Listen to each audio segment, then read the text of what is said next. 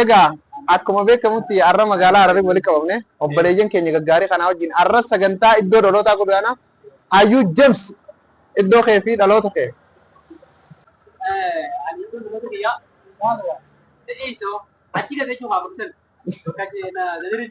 Mee yaada yaa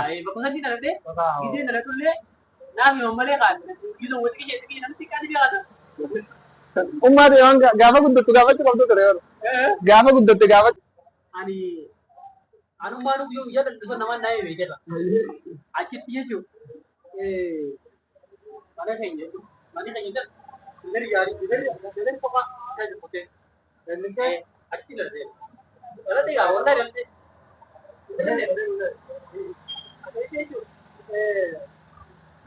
enggak jadi apa aja betul apa itu jadi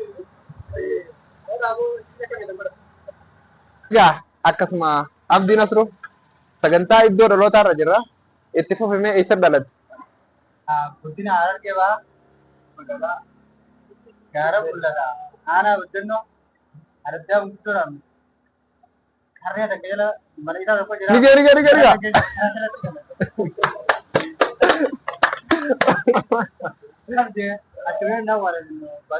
Ati zamana Firaayinii uumame kana dhalatte? Waaw. Mee atis iddoo dhaloota keetii bakkatti dhalatte nu itti fufii wal barraa irra bunarra wal bar jira. Bunarra biqiltaa magaalaa Masaraa bakka jedhamti. Akkamittiin fayyadamu amma jedhamu waanuma godina lixaa magaalaa Masaraa bakka jedhamu. Garuu xiqqeenyaaniin magaalaa galee biyyoo kana galee baakana deemuu deemudha. Waaw yaada bareedaadha. Wal barroota gaarii abdii keenya. Fitatti ati ayee atis itti fufimee fandisee eessa dhalattee iddoo dhaloota keetii? Magaalaa Maayaa Saalee magaalaa deemee ganda lokkuutti dhalatee ganda lokkuu sadii jechuun ganda kan isa beekuudhaan hedduu horsiisaa beekta. Lokkuudhaan tuni galma farmaani galta. Waan lokkuu san bitti jaalatu biraan lokkumaan tiisaa tuni horsiisaa beektu. Akka jaalatu lokkuu kana fadhaan ta'e ganda lukkuutti ganda fiyyaa. Ahaa wanni kanatti si cululuuse kallee lukkuutii jechuudha. Kallee lukkuuti har'a wanni akkana isa cululuusee kaan ganda firaashara dhalatee kaan ganda lukkuu dhalatee itti aansinaayye.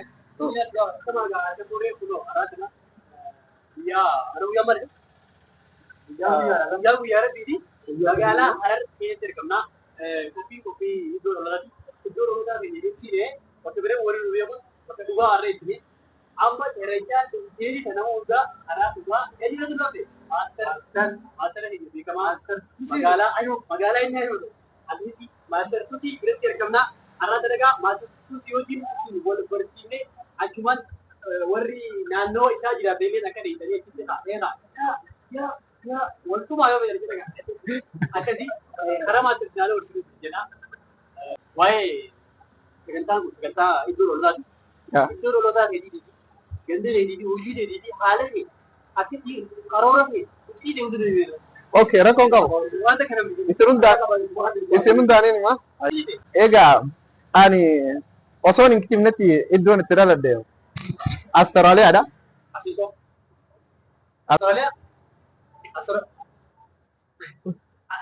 Austraaliyaa jettemu Austraaliyaa jettemu bakka Austraaliyaa jaanii ollaa biyya. Ani biyyaan baana malee miciyyoon baanu barra Astaraaliyaa. Austraaliyaa. STR Astaraaliyaa. Achittiin dhaladhe. Maal achi godhu? Jechuun achittiin guddadde gaamma xiqqishoo zabana kana. Austraaliyaa maal achi godhu? Maal godhu Austraaliyaa? Nam. Akka godhu malatee maaltu maal sibiiti fakkeenyaaf lootuu ati rakkanne obboleessa bishaan dhuguugu. Okay, ani namaan na jalaa bade. Nama namni badii isaanii akka gurmaa biroo lukkuu Xayyaara haatee ergisee takka xayyaaraan isa tola. xayyaaraan isa namaa kan biroo Diimaadha. Anis fuula Austraaliyaan qabu meelaati. Vejiral yoo yaadu Austraaliyaa qabatte malee fuula Austraaliyaan qabu. Yaadni kee yoo akka waan gurguddoo hoo yaade Austraaliyaa ta'uu hin dandeenye yaada. Yaa ADM ofiin kaayyoo qaba. Kaayyoo ta'een durii itti maqaama. Yaa amma dhugumaa si baqa. Amma inni biyyaa dhugaa durii. Ani dhalata aanaa goroo guutuu maddisa dhalade garuu maddisaa yaa garuu bakkiin itti guddadde amma jiraadhu magaalaa Qobbooti aanaa Dadarii. Magaalaa Qobboo aanaa. Yaa. Akkasuma egaa kilaboota kiyyallee achumaan magaalaa Kaarraas ni jira. Aanaa Dadaris ni jira. Seentaraati kana kana jechuudha. Seentara jechuudha. Akkasuma maayesitti kun ijoolleen teenya hedduu jira tabarsiisu. Iddoo hundattuu galmeen keenya banaadha.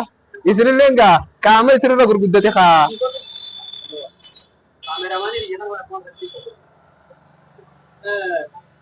Akkasuma galatoomii waan hedduu dhugaate. Akkasuma ijoollee qabatee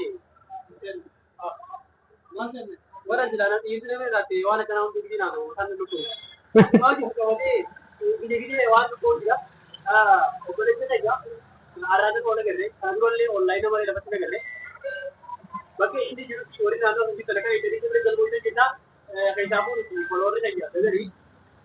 Isin bakka eeganii aaboollee haa ta'u dhagaa bardaa ispoortii qabii eeggatee karaa qabdanii.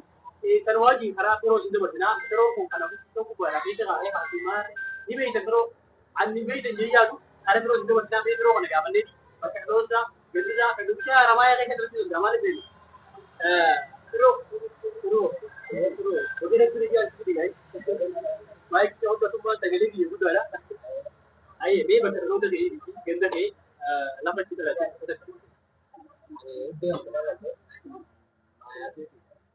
Maayasiiti.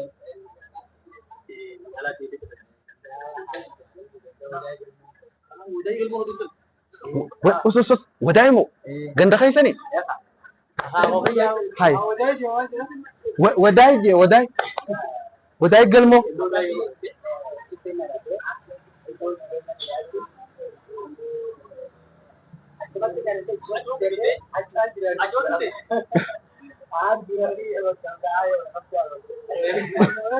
Akkana qophiin iddoo dhaloota akkana fakkaatti.